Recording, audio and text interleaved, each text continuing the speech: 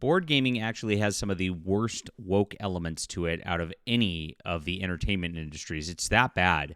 And it's very odd because these are like family hobbies that you do with your kids and the like to get off the screen, to do something together. And it's traditionally been something that has been kind of for everyone. And as the industry's gotten crazier, we have seen a more insular group trying to push absolutely nutty agendas into these things. You can see it whenever you go to Gen Con. It's filled with blue-haired weirdos at this point. They ban anybody who's normal as an influencer.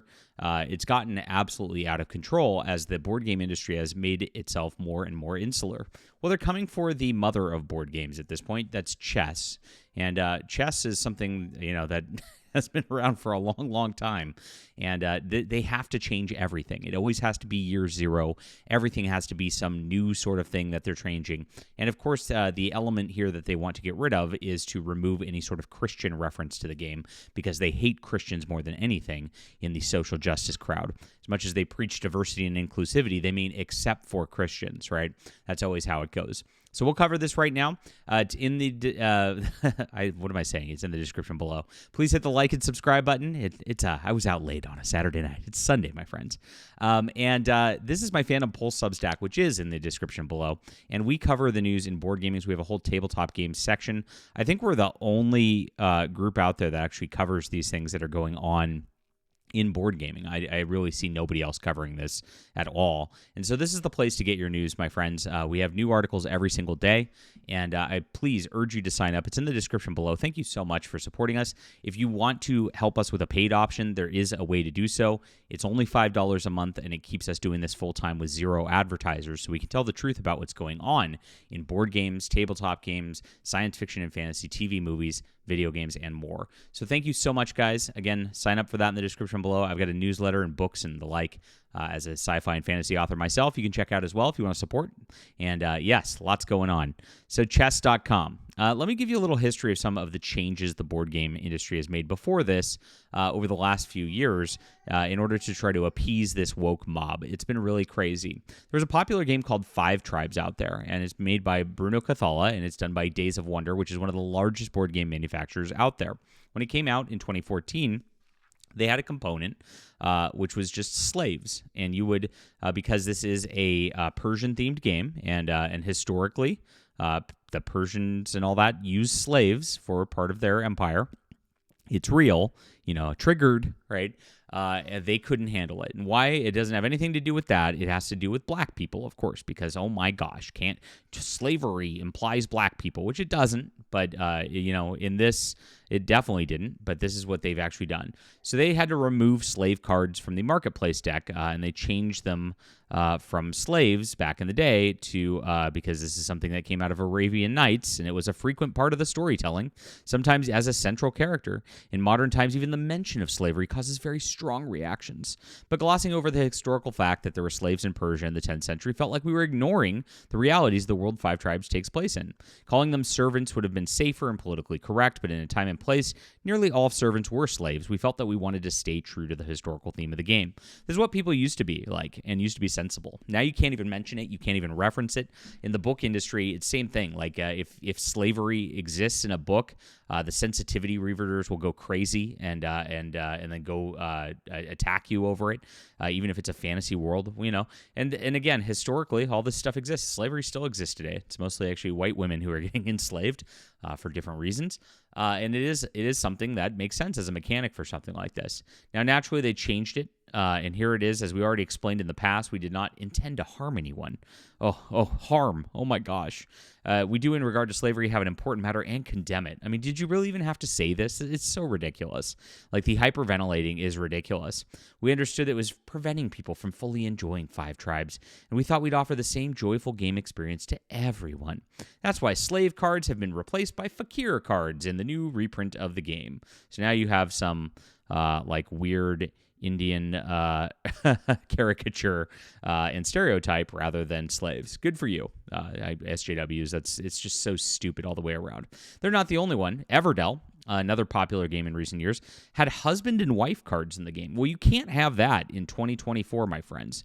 This has been a thorn in the paw of LGBTQ fans and allies, and they changed it. It's really neat. They're giving a whole pack with mask, femme, and non-binary mice into ages, both in hunter and gatherer style, with areas to write your names as replacements for the husband and wife cards. So you can literally see you in the little mice cards. It's really stupid. But this is how these people act all the time, and we see very similar going on with chess.com today. So like I said, this is the backdrop of just all this stuff going on in the board game industry. A lot of people don't even know this is happening. But of course, I've covered it the entire way. And so chess.com is now trying to get rid of bishops, and this is what they posted the other day, accepting new name ideas for this piece. And you know why they're doing this. It's very obvious that they just hate Christianity. They don't want to reference Christianity in chess, even though chess is a medieval game, and it makes sense for it to do so. It's sensible on that level. You got kings, queens, castles, or rooks rather, and of course it is something that makes sense. Bishops were very powerful figures in medieval times, and so it is something that's just part of it. And so this is ridiculous that they're trying to do this, but it is 2025, and this is what they're trying to do to change things because of this. They're effectively diminishing the significance of these religious leaders and their contributions to the Christian faith.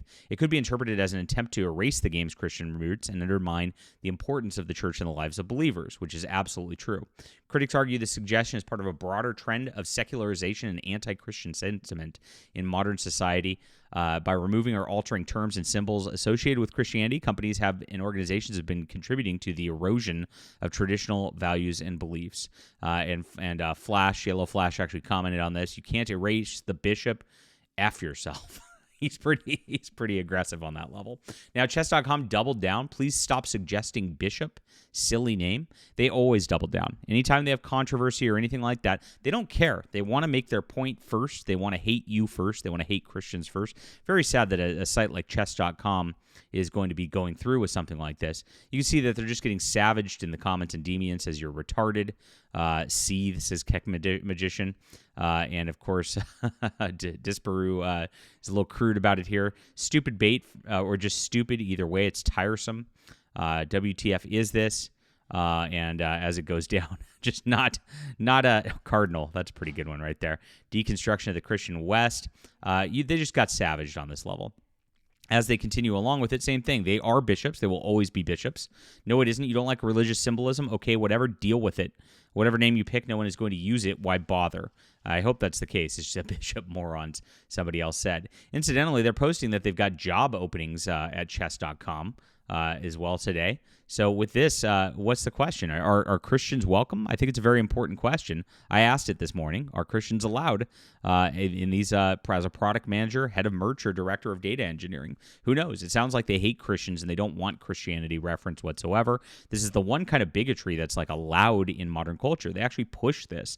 They want Christianity out of the public square. It's cool to ban Christians. It's cool to hate Christians. This is the only thing that this woke crowd ever does all the way around that is just really telling that their whole deal of diversity and inclusion is totally fake. It's about excluding people so they can have their own little private, angry, hateful club. And really, it comes from Satanism. It really does, because these people worship the world, and these people worship all that is evil and call it good, and all that is good, they call it evil. This is what chess.com is perpetuating today, and it's really, really sad and sick to see that this is going on.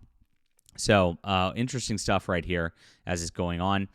The recent inquiry about renaming the bishop piece in chess has ignited quite a debate, and it's, of course, absolutely a crazy thing that they intend to do.